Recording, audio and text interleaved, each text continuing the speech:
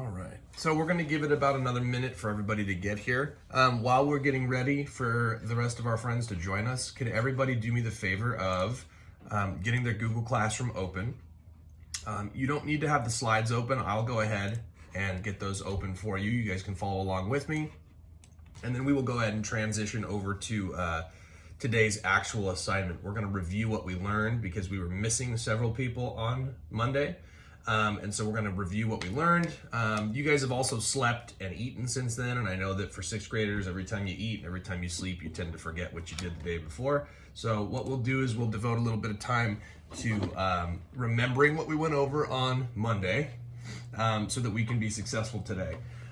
So if you guys could go ahead and get all of your Google Classroom materials kind of together. You're also going to need a piece of scratch paper for Unravel. So if you don't have any scratch paper or a writing utensil, you're going to need to get that together because we're going to see that not only can we use Unravel to decode, annotate, and analyze informational text, but we can use it to do the same for literary text. Okay, so go ahead and get all that together. It is 8 o'clock. I'll give you about 30 seconds while I start letting the rest of our friends back in. And like I said, nothing really changes. Guys, don't worry too much about today's lesson, okay? All right, so we're getting a few people pouring in. All right, well, so let's go ahead and start by reviewing what we went over on Monday. On Monday, we started a new unit. And now, instead of looking at just central idea of informational text, we're looking at how we can find the theme or determine the theme of literary text, right?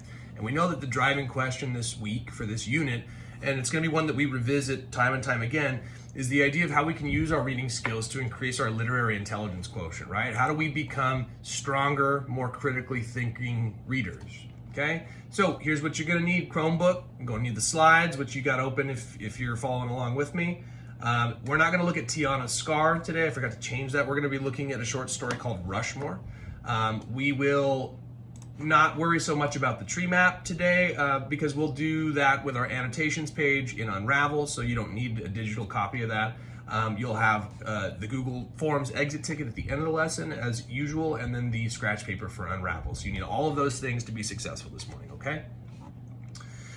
And as always, what is that last thing? Jesse, what's that last thing that I need you to have on this morning? Scratch paper for Unravel. You missed it. I already went over that. Huh. Karen's pointing to it. What is it, Karen? Brain. That's right. Keep that brain firing on all cylinders, right? If now's not a good time, you guys know I'll always post a video at the end of the day. So if now's not a good time, if you're falling asleep, try to follow along as best you can, but know that I'll always try to post those extra resources for those of you that have little baby brother running around, or that maybe you've got mom vacuuming in the background or whatever's going on, okay? All right, so expectations, as always. Karen, since I know your mic's working, hit me with the first one. Thank you. Shara, second. I actively participate in the lesson. Very good. Thank you so much. Let's go with, who else is here this morning? Krishma, can you hit me with the third one, please? Find a quiet, well-lit place to work. Good. Rosalie, hit me with number 4, please.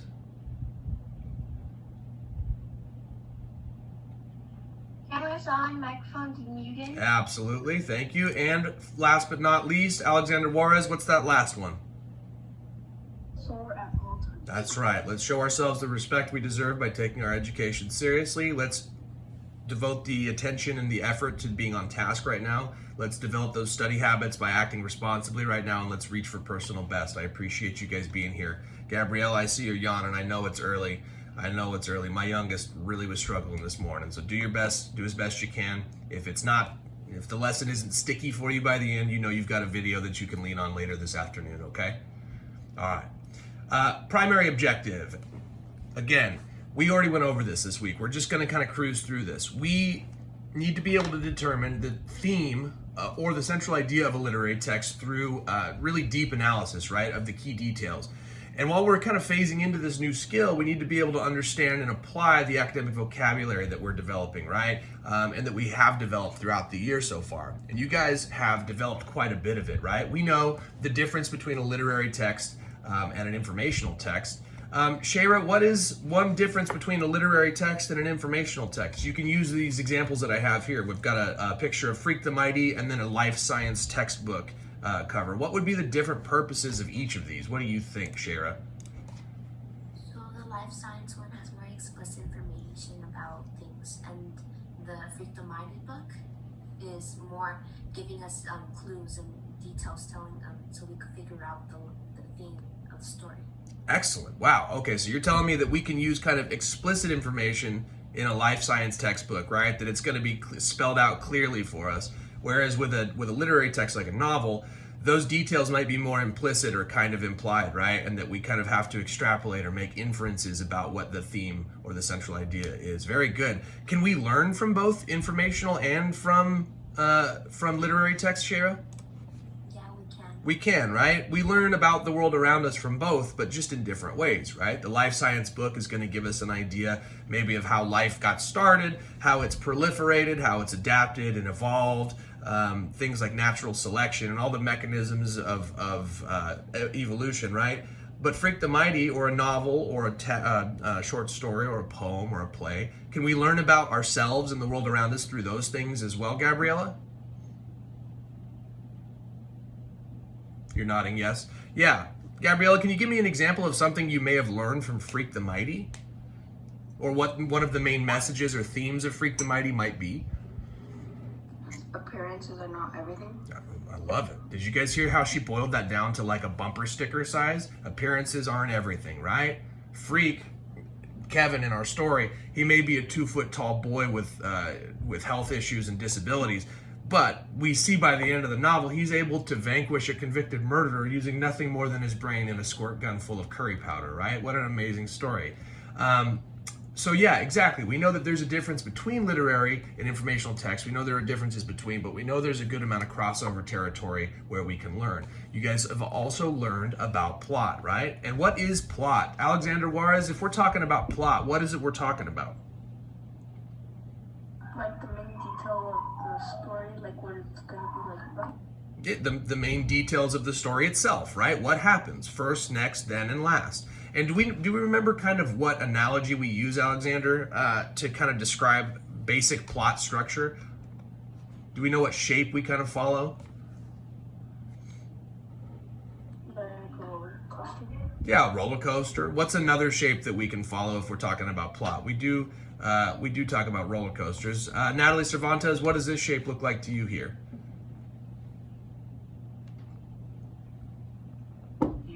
Yeah, it's a pyramid, right? Remember we talked about Freytag's pyramid.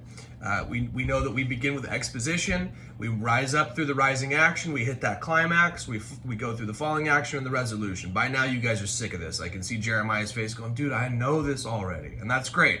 Jeremiah, I'm just going through this so that we can kind of use it as a springboard to launch into our story so that we're not all lost, okay? And while I got you here, Jeremiah, what's conflict? This is another one of those key academic pieces of vocabulary that we need to make sure that we know before we start looking into theme in longer passages. What is conflict? Conflict is a literal. You got it. Literary.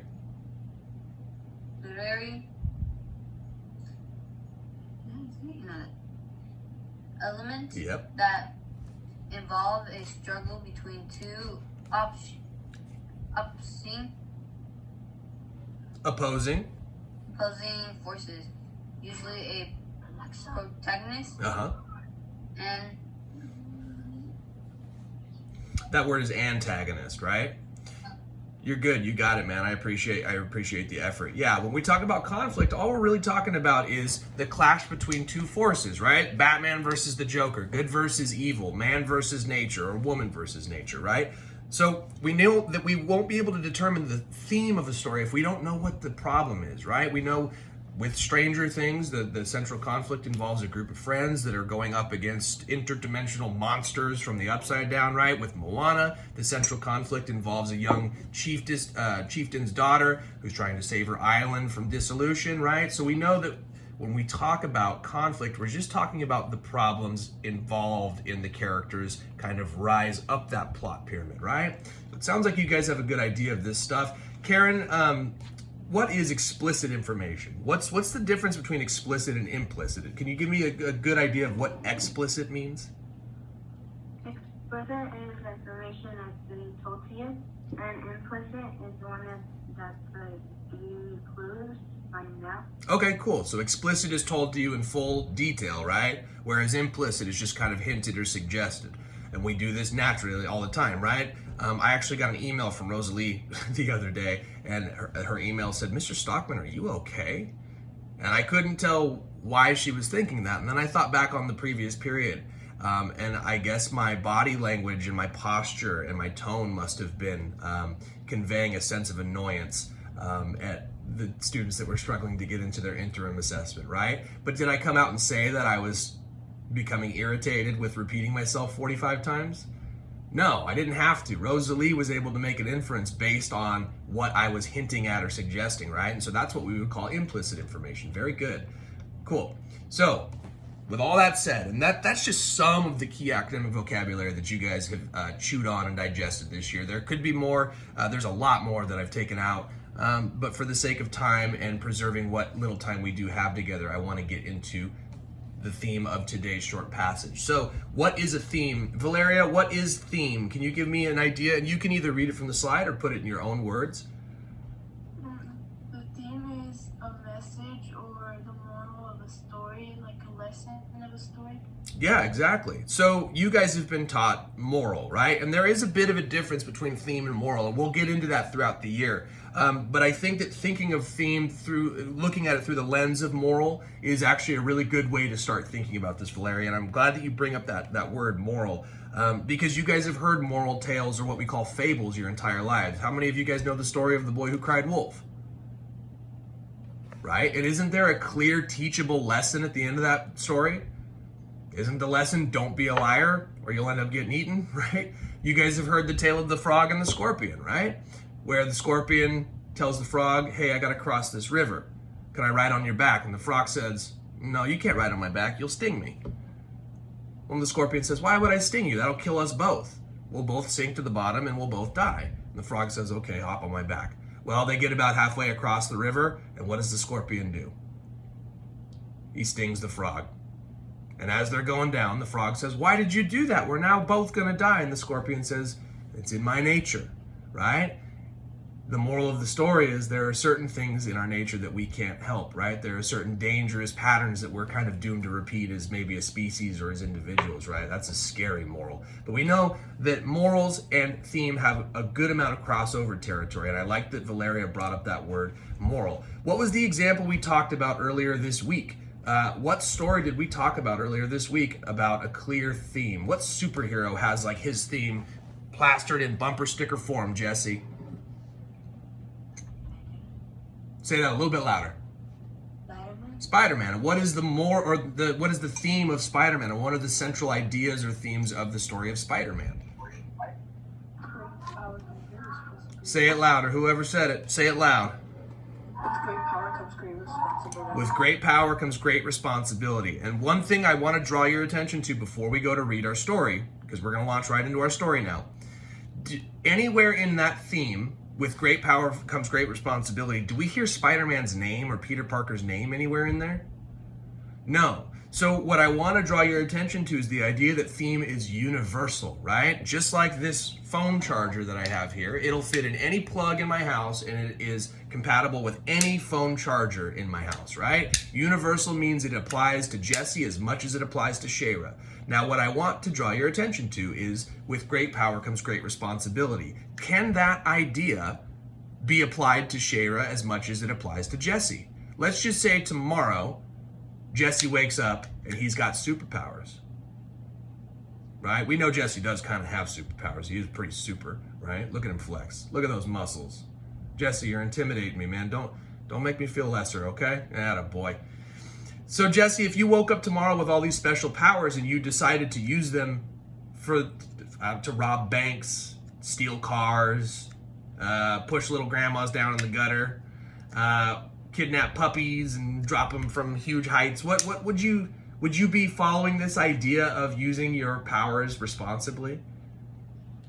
No, because then I would get the belt 90,000. That's right. Now, Shayra, if you woke up tomorrow and you just happened to stumble on the idea of how to create your own your particle accelerator in your bedroom, you're like, oh, wow, I can open a wormhole in my bedroom. But that might not be responsible, right?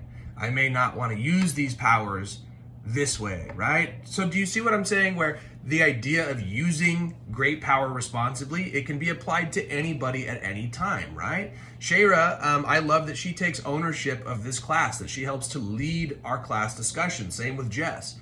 They both have great power as individuals in a class setting, and so they use those powers responsibly. So do we understand now what I'm saying? When we talk about theme, we don't want to necessarily reference the characters' names anywhere in them, because the idea should apply to one of you as much as it applies to the other, okay? So with that said, let's go ahead and stop the slides. I want everyone to open up their copy of, and I'm going to stop sharing if I can. There we go. I want you guys to open up your slide, or your Google Doc rather, the one that's titled Rushmore Guided Practice, okay? I want you to open this up. And it looks like this. I'll share with you real quick so you know exactly which one I'm talking about before I unshare, okay? All right. So everybody go ahead and take about 10 seconds to get that open, please. And what we're gonna do is we're gonna read this short story. We're gonna annotate it using Unravel. And if we don't get to the exit ticket by today, which we may not because of time, we know that trying to cram an entire lesson into 45 minutes is usually impossible if we want it to be meaningful in any way. But we'll go ahead and do our best. We're not gonna rush because we've got tomorrow where we can pick this up.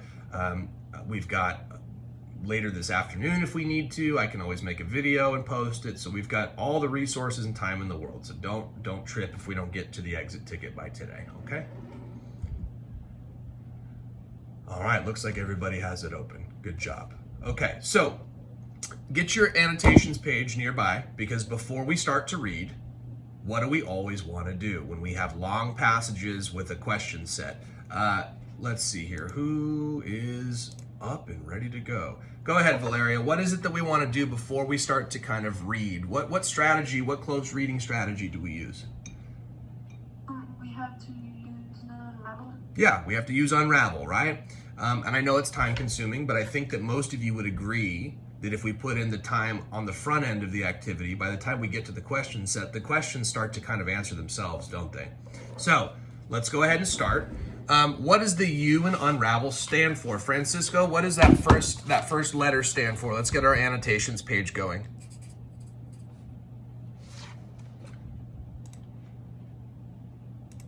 What does the U in Unravel stand for, Francisco? Underline and rewrite the title. Underline and rewrite the title of the story, right? Or of the informational text. Well, let me ask you a question here, Francisco. What is the title of our story here?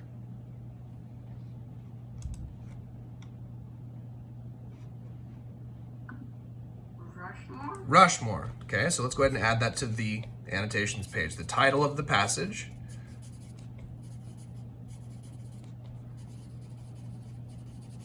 is Rushmore. Good. Now, I don't know if you guys were listening, but did you hear that inflection in Francisco's, in the tone of his voice when he read the title? He said the title is Rushmore. It's not shocking to me that he would end that with a question mark, because how many of you know what Mount Rushmore is? Very few, if not, yeah, Alexis might, Valeria does, Gabriella does. I had a feeling that maybe 3 or 4 out of all of you would. Well, Gabriella, what is Mount Rushmore? If you could kind of tell us what it is. What is Mount Rushmore? Mount Rushmore, it's like a giant rock and it has like the faces of 4 presidents. Very good. Bonus round, do you know which 4 presidents? George Washington. Uh-huh. Was it, did I say that one right? Uh-huh, you're good. Abraham Lincoln. Uh-huh. Someone with the name of Roosevelt. Ah, what? Very good. One more.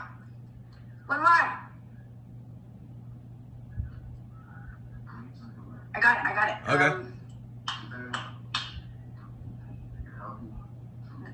They came. You got it, girl. I'll give it to you. I'll give you the fourth. You got 3 out of 4. That's great. Awesome. It's Jefferson. Yeah, it's Washington, Jefferson, Roosevelt, and Lincoln, right? And this is a large mountain up in the hills of South Dakota, right? Where we have the 4 faces of presidents carved in the side of the mountain. No one died while actually making it. What's that? No one died while making it. No one died while making it. Wow, that's a cool piece of morbid fact that why am I not surprised that that morbid fact came from our morbid factotum, Alexis? That's great. I love it. Alexis, I can always lean on you to give me grim statistics, and I'm glad that today... What? It was just to check in and walk down all the way back down just to work. Oh my gosh. That's awesome. How cool. I would straight quit.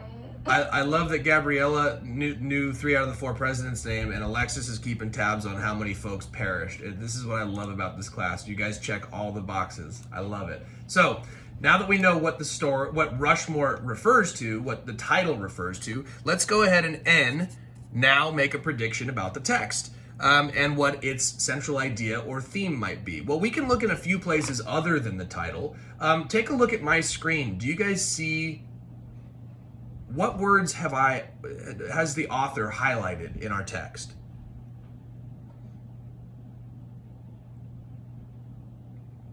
And you guys can just use mine up on the screen if it's easier. You don't have to open your own copy. It's all good. Use whatever's easiest for you. What words has the author highlighted here? Boring. Now I was supposed to enjoy staring at a huge carved rock. Boredom. But then, ooh, what's this word? Fascinating. So, what's the difference between boredom and fascination? Is there a difference? Boredom. Go ahead. You're good. Boredom means you're bored and like you don't know what to do half the time. Okay. So boredom is kind of that sense of kind of malaise and apathy you feel when you're not interested in something. Good. But what is fascination, Alexis? It means like you're not like inspired, but almost intrigued by it. Not almost. Those are both great synonyms for the word fascinating, right? That you're inspired or intrigued by something. Very good. I love those. So let's make a prediction based on the title and this idea of boredom versus fascination. What can we say about the text? What can we predict about its central idea or theme? Alex, you have your hand up. Go ahead, my friend. We can predict that the text will be about. I could predict that the text will be about somebody goes to see Mount Rushmore and then they're bored, but then all of a sudden someone tells them a fact about it and they get really fascinated. Okay, awesome. So let's boil that down into a single sentence. I can predict the text will be about someone visiting Mount Rushmore. And then let me go ahead and plug in my doc cam for you guys so that you can see my Unravel page. I told myself this morning that I was done showing you guys. You know what? No, I'm gonna stick with what I said earlier to myself. I want you guys to make your own Unravel pages instead of copying mine, because we've done Unravel probably 20 or 30 times now. I can predict that the text will be about somebody visiting Mount Rushmore and becoming fascinated by it. Very good. And did you hear how not only did Mr. Juarez, not only did he make a prediction about what the central idea of the text might be or what its main plot might involve, he kind of made an inference about how to summarize the text into one sentence as well. So now you guys are you're not just throwing rights and lefts, you guys are now throwing combos. You guys are now combining all the requisite skills we've gone over, whether it's summary, central idea, whether it's making inferences. You guys are now combining these skills and you're doing it kind of preternaturally without even thinking about what you're doing, which is kind of what I want. I want you guys to be able to internalize these so that they're just ingrained in your everyday behavior and your everyday language. So very good. Okay, so now let's go through an R. What does the R in Unravel stand for, Valeria? Run through and do what? Run through and run through and number the paragraphs. Yeah, run through a number of the paragraphs. Well, the author's done that for you. How many paragraphs are there? There are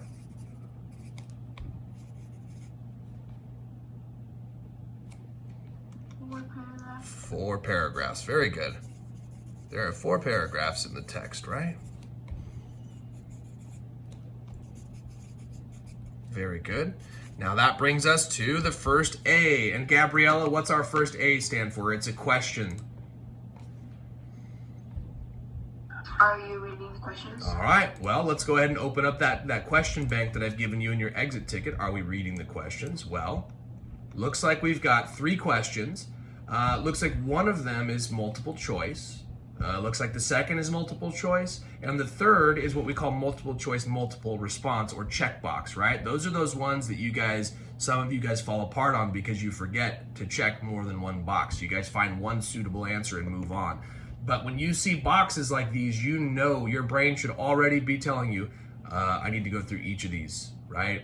And I need to make sure that I probably have more than one answer. So, Jeremiah, when we have multiple choice questions and multiple response questions, are we going to be worried about writing at all? Are we going to have any writing assignments on this one, or is it just kind of an issue of reading for comprehension and being able to answer a question based on the best selections? Are we worried about writing at all?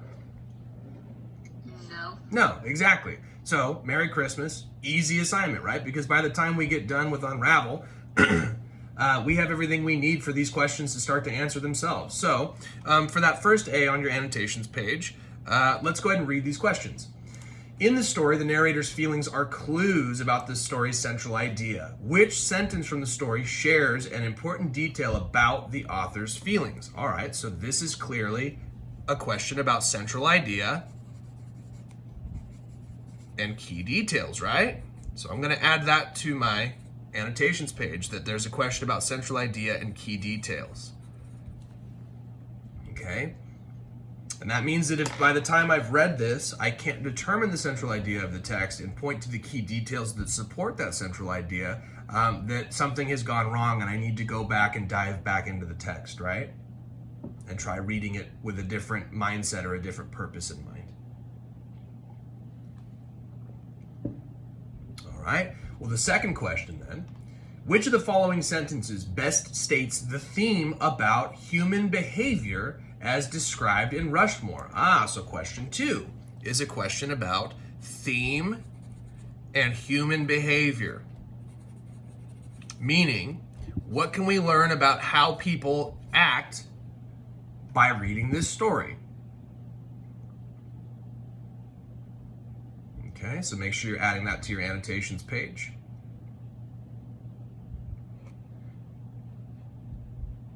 And our third question is select 2 pieces of evidence from Rushmore that support your answer to question number 2. Check the boxes of your 2 choices. So, how many of these boxes, based on this question and what it's requiring of you, how many boxes are you going to check? Are you going to check 1, 2, 3, 4, 7? What do you guys think? 2, right? Exactly. Yeah, thank you. You're only going to need 2. So you're looking for the 2 pieces of detail or the 2 pieces of evidence that support your answer from the previous question. Okay, so now we can just call that third question is just supporting details. Supporting details or textual evidence, right? So now we know everything we need to know about why we're reading. What's the analogy I give you guys? Why do we read the questions before we read the text? What's the analogy I always give you guys? What's the thing that you need when you go to the grocery store? A grocery list. You need your list, right? So you don't wander around, waste time, money, and resources, right? And so you don't come back with the wrong thing. Okay, if I just hand you $20 and say go to the store, you're gonna come back with a weird assortment of things because you're gonna go, Stockman, I didn't know what you wanted, so I just got you a little bit of everything, right? Cool. So now we're on to our second A. Our second A, which is what? What is the second A in Unravel? What does it stand for, Karen? Are you looking for important vocabulary terms? Yeah, we're looking for vocab that's going to help us understand the text. Well, let's look. What is highlighted here? What words are highlighted here? Boring and important. boring and boredom. Well, let's go ahead and just write boredom. What is boredom? Not being interested in anything. That's right, yeah. Not being interested in something.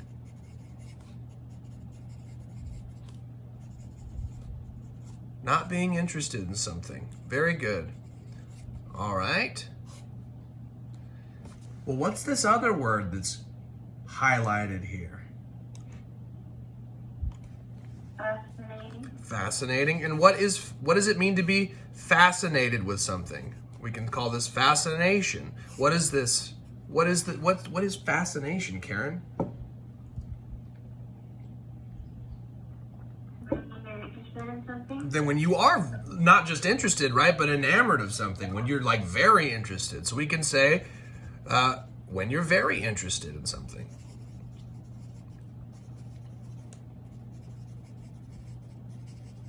Very good.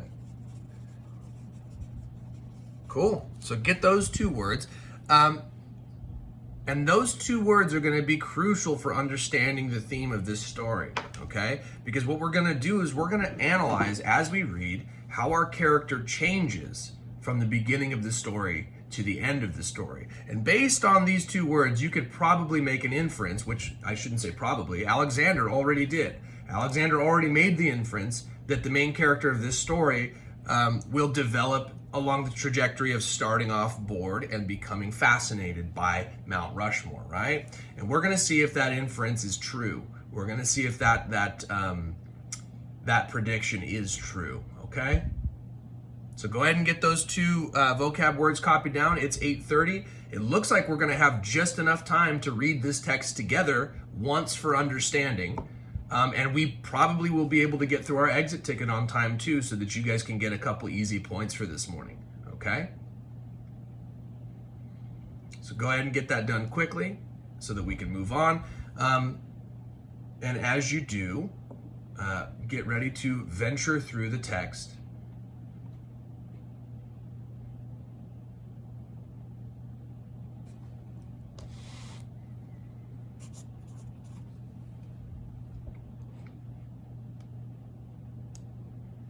All right. So I will read to you guys out loud once for understanding. Any further readings that you do will be done independently, okay? So if you need to go back and read a specific paragraph in order to get a better idea of how to answer a specific question, that will be on you. But I will read the text to you once so that we have basic comprehension of what the text says and what the words mean and how they sound, okay? Are we ready? Can I get a thumbs up in the screen to show me that you're ready to listen and read along? Thank you, Alex. Thank you, Shayra. Jesse's still working on it. Rosalie's still working. That's fine. Alexis is good to go. Francisco's good. Julian and Karen are good to go. Genesis and Krishma are good to go. Valeria, thank you.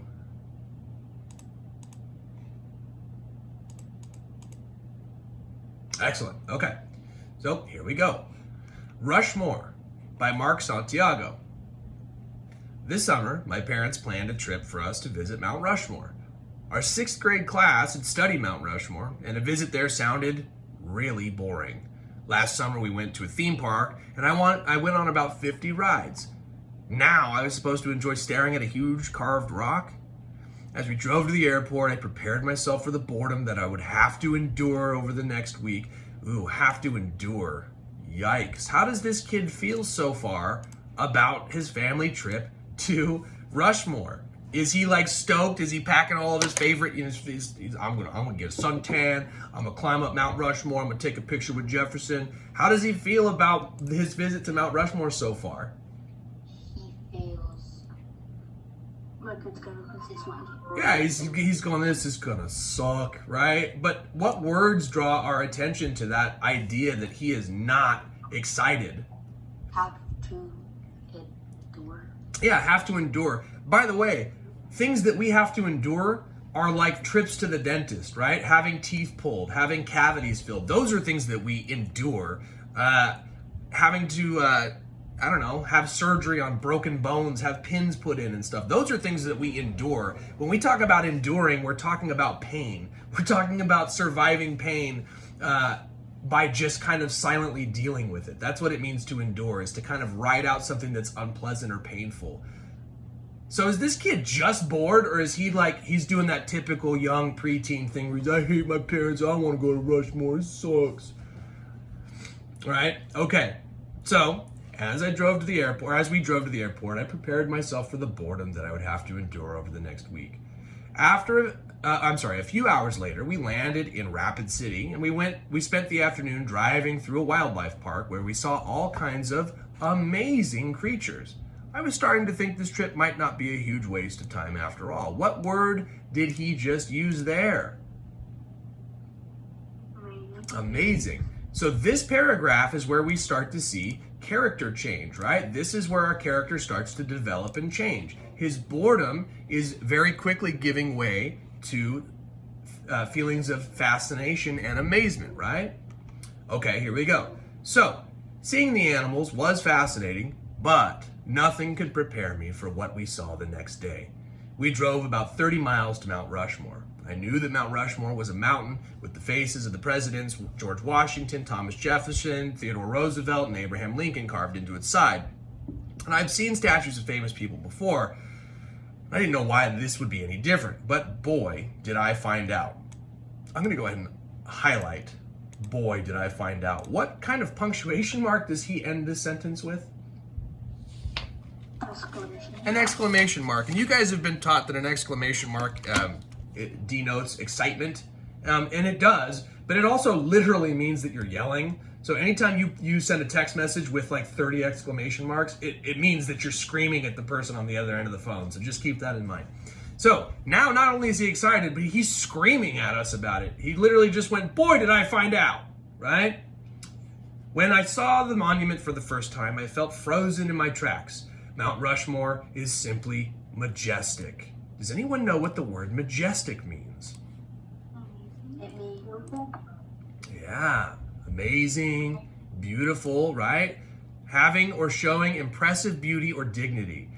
Used to have to do with kings and queens and royalty, right? You guys have heard the term Your Majesty, right? When people talk to kings and queens. Well, basically what you're saying is, oh, my beautiful Lord, right? You're giving the highest praise and compliment to somebody when you call them Your Majesty. So the size of the carvings is astonishing. Each head is about 60 feet high. Exclamation mark, he's yelling at us again. I never thought anything could top the theme park adventure I had last year, but now I know that sometimes a big rock can actually take my breath away. Okay, what does he mean by take my breath away here, guys? This is what we call an idiom.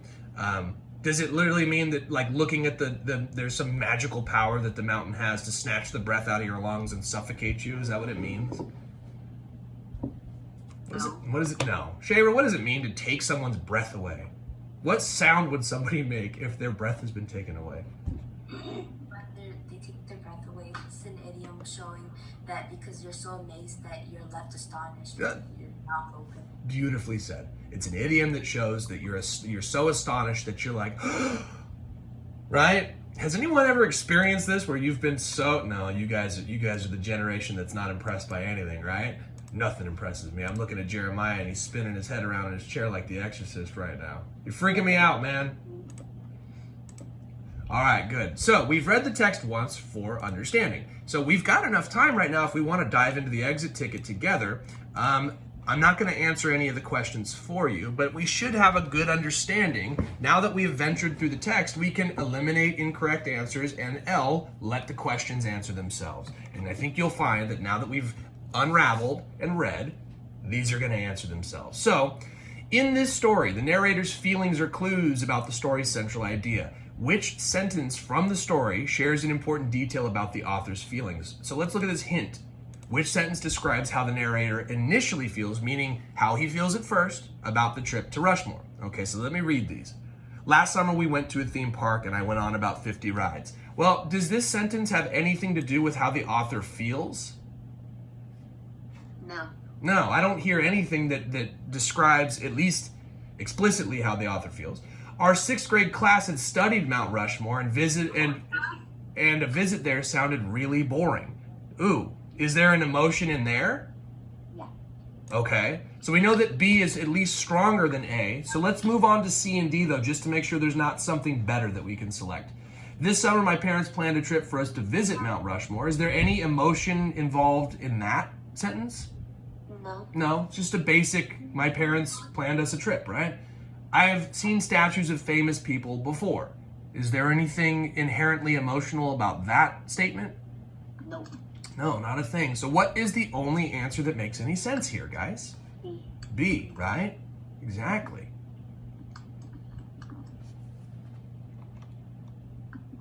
Okay, 2. Which of the following sentences best states a theme about human behavior as described in Rushmore? So again, here's a hint for you. What we want to do is we want to think about why the narrator's feelings about the summer vacation have changed. So now we're paying attention to not just our character, but the universal statement about human behavior here. Remember, we call this a theme. So remember, this has nothing to do with our character. Well, it has something to do with our character, but what are we supposed to learn from our character? Okay, so people often dread situations that turn out to be fine or even fun. Do you think that that's a true statement about this story? Is that what this story is about, do you think? Sorta. Sorta. Well, let's ask ourselves. How does the character start the story? How he started the story explaining How did he feel at the beginning of the story, Jess? bored. Bored. And not only boredom, but remember that phrase, he'd have to endure something, Odor. right? Endure. When we think about things we have to endure, we do, in fact, that word dread has a lot to do with that feeling of anticipating something that you're going to have to endure, something painful or unpleasant, right? Let me ask you this, Shayra. With this story, does our character start off dreading the situation, but does he end up having fun by the end? Or does he end up fascinated or at least having a good time by the end? Yeah. Yeah, so is this something that we could learn from the character? That sometimes in life, we are forced to do things we don't want to do, and they turn out not to be so bad, and they can actually be kind of fun, right? Cool. So I think that A is a really strong answer, but let's go through our other options just to make sure. Let's be diligent here. What about this idea that what is pleasing to one person may be disappointing to another? Is that really what we're supposed to take away from this story? No, I see you guys shaking your heads. No. It is a true statement about human nature, right? That beauty is in the eye of the beholder, or that the idea that what might be awesome to me might be disappointing for you, right? If I got a guitar for Christmas from my wife this year, I'd do a backflip. I'd scream and yell and say, yay. If one of you got a guitar, you'd probably be like, what am I supposed to do with this? I don't know how to play this. I wanted a PS4 or PS5, whatever. What are we on, PS12 now? Happy. PS5. Right. So I don't think that this is necessarily the big takeaway from this story. How about this one? We should always do what we can to make the best of a difficult situation. Well, that might be true. I think that this one is stronger than B. But let me ask you, does the character really work hard at making the best of a difficult situation? Does he say, okay, you know what, this is gonna suck, but I'm gonna force myself to do it. I'm gonna go. No. Does he have any choice in it? No, his parents drag him along, don't they? They're like, come on, we're going to Rushmore. He's, oh man, there's no cell reception at Rushmore. Okay, what about this one? Memories of great times in the past can help us get through boring times in the present. Well, is that how this character gets through the boredom of dealing with Rushmore? No. So I think that A and C both make sense to a degree, but one is much stronger than the other. In your opinion, which of these is the stronger response, A or C? What do you think, Alexander? And I can check the chat log too. I see it blinking. Ah, there's some dissension among the ranks. I see some people giving different answers. All right, this is good. What do we think?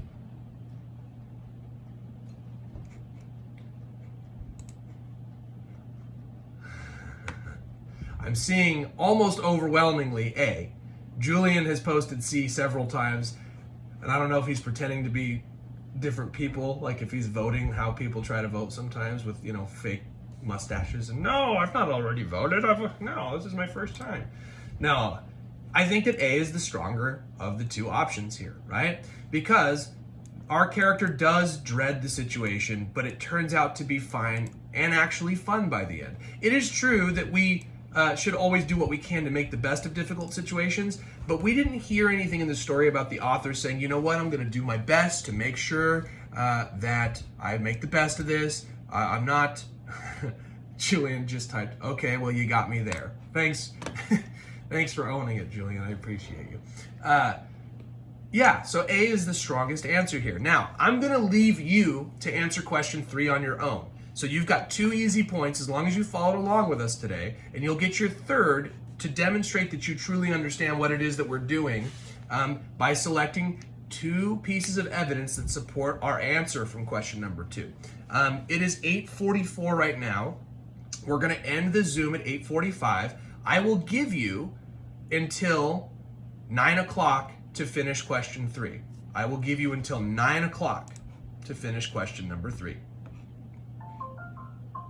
Okay, so that's 15 minutes after we hang up, you have to finish question 3. It should not take you anywhere near 15 minutes because you check 2 boxes. Okay, yeah, you can turn it in whenever you're done, Karen. Like if you're done now, turn it in. But if somebody needs to go back and reread the story to get the 2 details they need, feel free to do it. So here's what we're gonna do. It's 8:45 now. I'm gonna go ahead and hang up our Zoom.